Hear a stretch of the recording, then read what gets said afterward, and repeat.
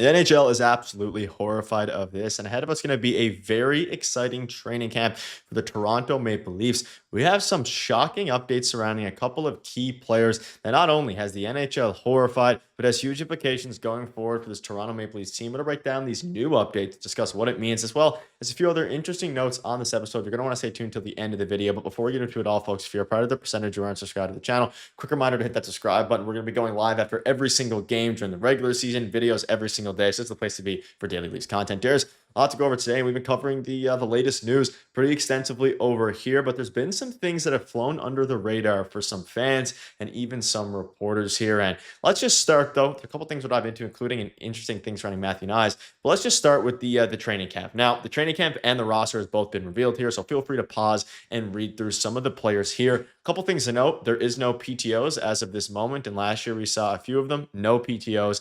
However, the training camp, again, you can go through and look at all of them. Mostly players you would expect. But there's a couple of interesting notes here surrounding the players in their weigh-ins and the way that they're feeling about, obviously, this upcoming season that has fans very excited. But before we do get into that, any thoughts on the training camp, and of course Max Domi being considered on the Toronto Maple Leafs top line, assuming he gets healthy? Yeah, which is pretty cool. And I think that, we talked about it in our last video that if you look at the top two lines, I think they're interchangeable. I think it's going to be Domi and Michelli that are going to start there, and we'll see how that plays out. But the interesting storyline heading into camp is Domi's injured, right? So who starts on that top line? Who gets that opportunity? Is it Easton Cowan? I think that could be very interesting. We'll get to Cowan in a second. But like you mentioned, no PTOs. Jack Roslovic, league wide, he's about to start missing training camp. I think that's a very interesting storyline, not just for the Leafs, but around the league. And does he end up with the Leafs? That's going to be very interesting to keep an eye on. So a couple names, of course, we've talked about all throughout the summer. If you look at it, Conrad is an interesting one. If you want to look at the lineup and defense, got a lot heavier, looking to make a big impression in this camp. I'm not saying he's going to make the team or anything like that, but could be an interesting player there to keep an eye on. But again, the usual suspects. We'll see how everything plays out. A lot of these guys are going to get cut soon for the Marlies, but I think after the first cut, it's going to be interesting to see who's staying and who they're using in certain roles, because they really want to find out who's meshing with who and who's going to take on certain responsibilities throughout the lineup. Yeah, and obviously, let us know down below if you have anyone you're excited about. Goaltending side, mostly the same players, Tiamoff, Hildeby, Stillers, and we'll highlighting that. But Darius, we'll dive into Cowan in a minute. I want to kind of dive into the biggest storyline, at least for me, heading into next season, and it's that Matthew Knies put on 5 pounds from last year entering camp. So that's in about a year's time, he put on 5 pounds after making a big jump in weight the season before. Huge season loading. And this is where things can get scary in a good way, because we know how much of, he is the prototypical power forward, but with some unique advanced skill sets that not a lot of forwards have. His last year was fantastic, a huge jump, and arguably better than a lot of people thought that jump was going to be after putting up 35 points in his, the year before in his rookie year. This is going to be a very, very exciting season. Up 5 pounds, stronger than ever. We can always assume that's probably a lot of muscle within that 5 pounds. He finally is learning how to play with his body and how to use his size, which is probably the biggest improvement, at least in my mind, last year compared to the year before. He now is going to be taking on an increased role with a new line mate for sure, because Mitch Marner is heading out, and he's up 5 pounds. This is about the best case scenario for me here. And I think this is, again, we talk about, weight in yesterday's video as well. This is something where a player like him putting on 5 pounds of muscle, that can also change a lot here. And it's underlying storylines like this that we don't really, we're not privy to that information until training camp. And that's what makes it pretty exciting for me. And he's poised for maybe a 70, 80 point season. Yeah, absolutely. I think that he's going to go off this season. He's finally, like you said, learning how to use his body to his advantage at the NHL level. We saw it last year, and he's quick on his skates still for the size that he is, right? Like it's not fat or anything like that. It's muscle, and he's able to use that to his advantage. So everyone's making a big deal last year when it came to camp. An absolute unit, 6'3", 230 pounds. Now he's that much heavier. He's almost that Triple H's size. He's got that Triple H build going on, throwing his weight around, an absolute fridge on skates this season. But not just big for being big and the sake of being big. Like, he's going to score some serious points this year. He's going to put up a lot of points, I think. And again, last year was phenomenal, right? And I do wonder if he can get up to the 70, 80 point range. And man, if he does, he's going to be well worth that contract. That contract is going to age beautifully. So I think that's a major storyline heading into this year too. How much of a step does he take forward as well? Because you know, he came into the league and everyone was like, wow, okay, this guy is definitely showing promise. It looks like he's going to be a great player. And I think last year was really that breakout season where you're like,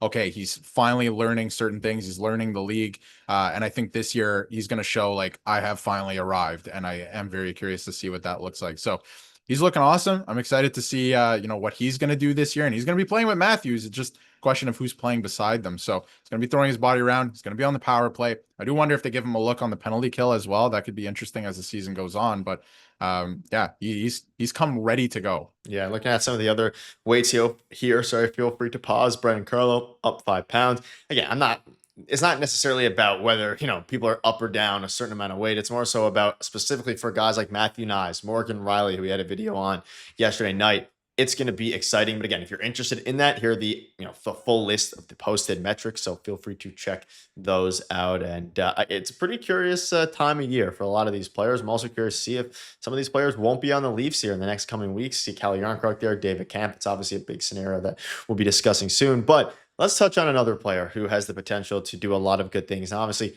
Easton Cowan, he was spoken out on by Brad Treliving and talked about how going back to the London Knights last year was 100% the right move. And obviously in hindsight, it was, right? It was clearly the right move, especially with the slow camp that he had last year. I think now he's ready to push for the team. We'll have a full video covering this once again. But Darius, this is another guy within the, players here that have potential to maybe even, again, I don't want to speculate how severe Max Domi's injury is, but we think the Leafs are going to make a move. We know the Leafs are going to make some kind of move.